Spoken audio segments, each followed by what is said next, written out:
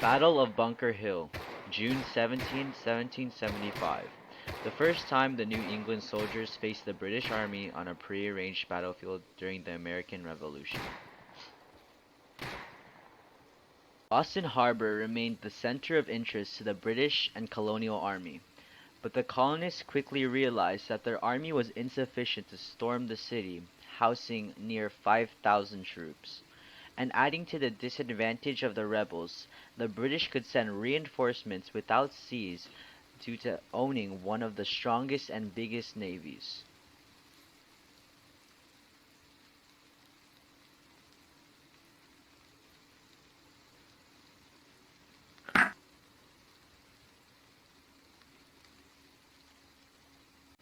British troops got orders to control the north and south of Boston, but these plans were leaked.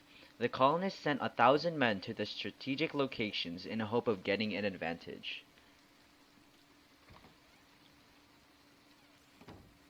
Good evening, soldier.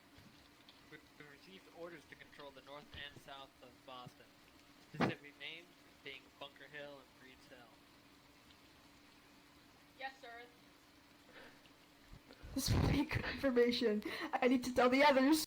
Bunker and Breed's Hill became garrisons for the colonial forces. William Prescott and 1,000 militiamen fortified Breed's Hill. It is not known if Prescott ignored orders or did not know the geography there. Bunker Hill was better due to being higher and more defensible. The rebels overnight strengthened the hill. Alright, man. We need to fortify this area before daybreak. Get to it.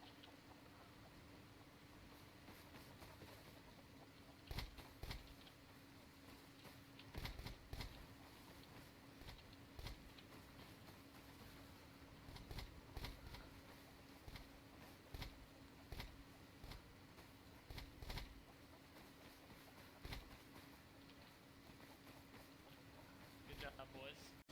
The hope of the colonists was to scare the British to leave and evacuate their ships. The rebels had no real navy, so they were at a very big disadvantage. When the British found out about the colonists' efforts, they started towards Breed's Hill with 2,300 troops.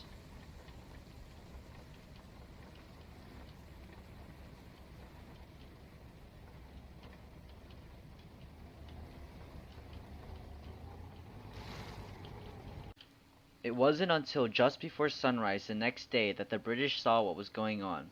Fighting was initiated by the Royal Navy's post ship, HMS Lively. Despite the superior power of their navy, many of their shots fell short, and it became apparent that each shot became a waste.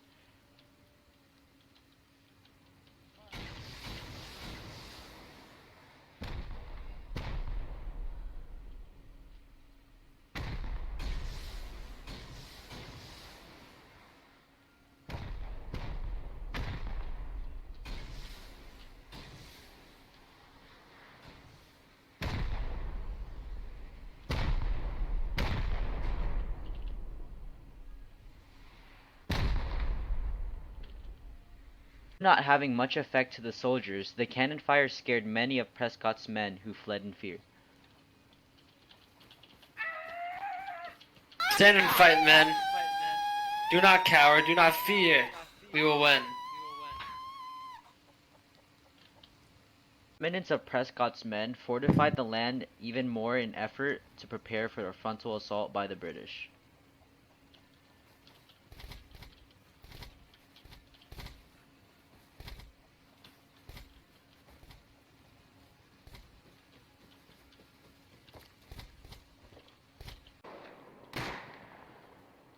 At midday, British troops started to advance.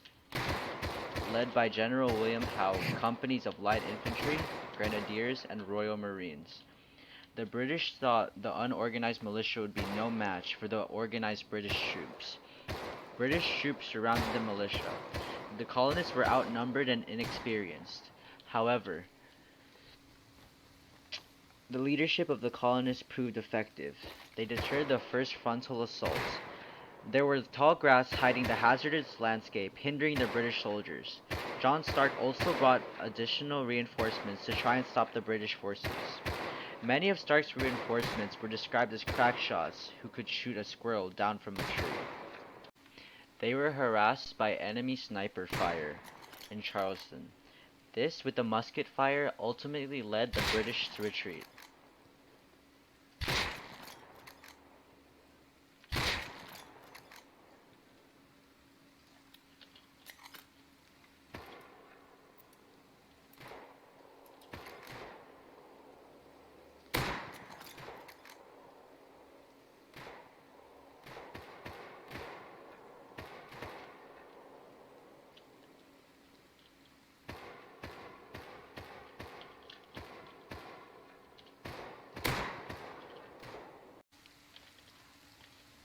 In response to the defeat, they shelled the village, resulting in the destruction of many homes.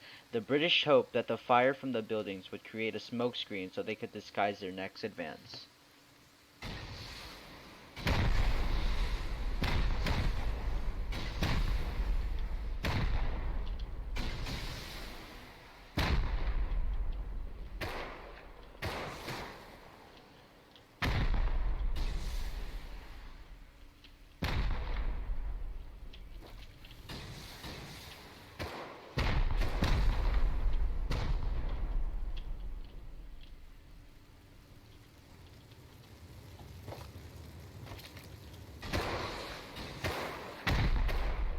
This created a smokescreen, but however, the screen was scattered,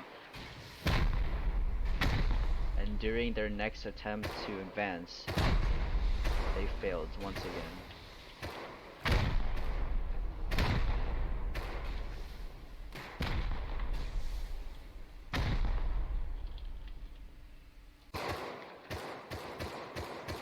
They charged in and ran over many dead bodies.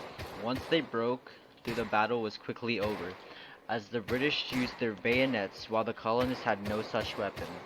The colonists quickly retreated. Although a victory for the British, they lost many troops. They also acknowledged how formidable the rebels were.